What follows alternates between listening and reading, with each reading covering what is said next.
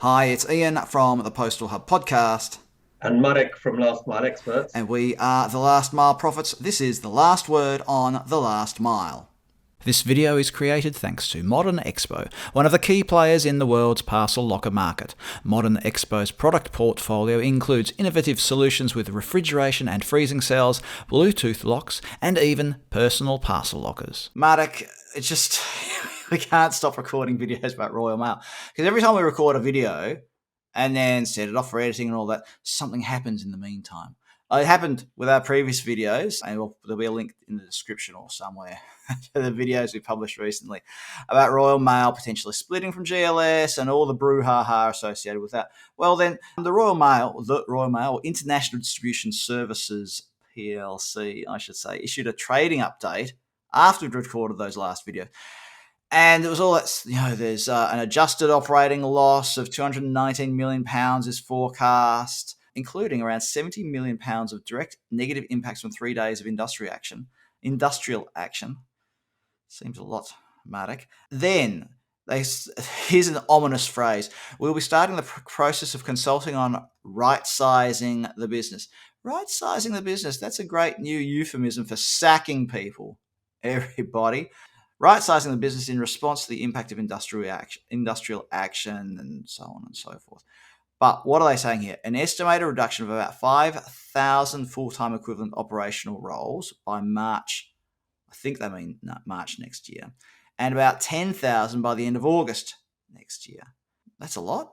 But it says operational roles. And I thought that was what sort of piqued my interest, Marek, is because when you hear posts talk about restructuring, it's often in terms of redundancies and eliminating roles in headquarters or in administration and things like that, because you still need warm bodies to deliver letters, large letters, and parcels.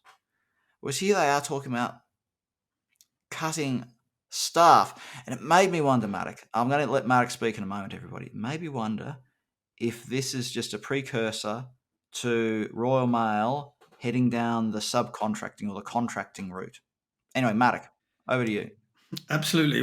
Where do I start? There's a lot of stuff that you covered. I mean, first of all, it reminds me, for those who are my age, you might remember a show called Dallas, and this is a bit like Dallas. Every week something new, some new amazing thing happens. And this is, I don't know, it wasn't really a soap opera, but this is perhaps a bit of a soap opera. Oh, right. So it's quite Dallas interesting. Was a soap opera, yes. I think this one's more exciting, actually, than Dallas in some moments. The right-sizing, downsizing, whatever you want to call it, is also interesting.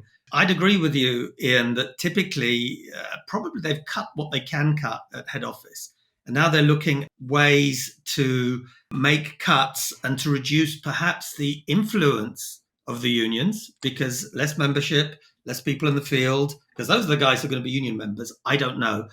What worries me, Ian, is that I don't think anyone wins in this scenario. On one hand, you've got an operation within the group, GLS, that seems to be doing pretty well and more or less compensating, although they say they don't want to look at it this way, compensating the loss in the UK.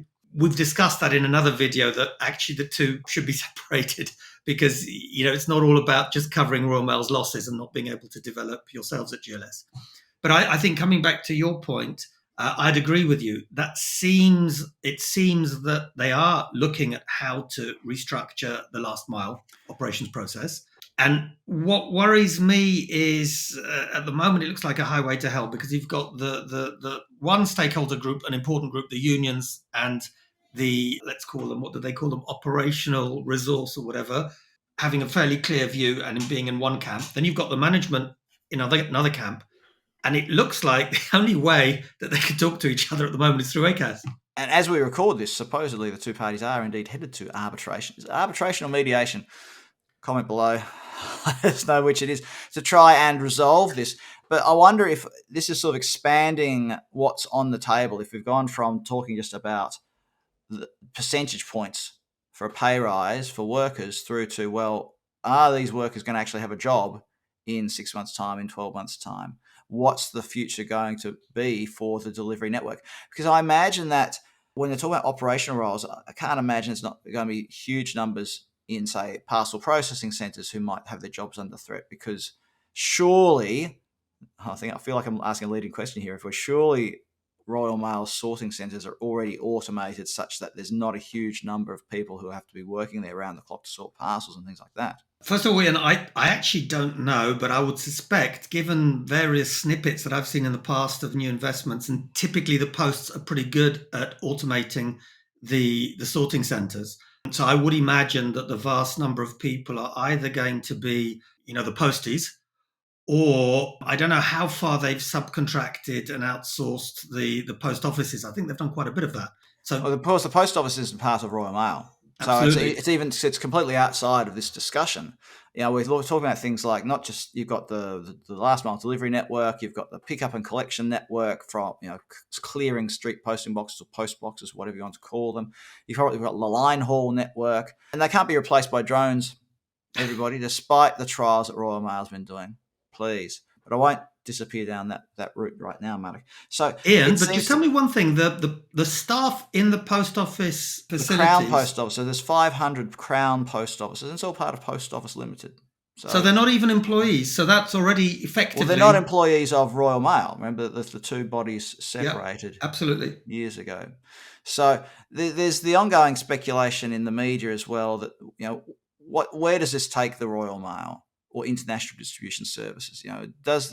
Is it what we hinted at previously, that the letter service gets renationalised and is just run as a critical infrastructure? I'm not sure I can see that happening, even if there's a change in government in the UK, Mark. I'm not sure I could see the UK government being willing to take Royal Mail back under its wing, so to speak. You know what, Ian? I mean, this is a complicated one. I'd say the answer there is it depends. Because it looks like there's going to be a Labour government sooner or later, unless something changes dramatically. Maybe the new PM's got a rabbit up in his hat. But I think that this is a really complicated one. It's unfolding before our eyes. And I think, we should keep commenting upon it, because it looks like it is of interest to our viewers.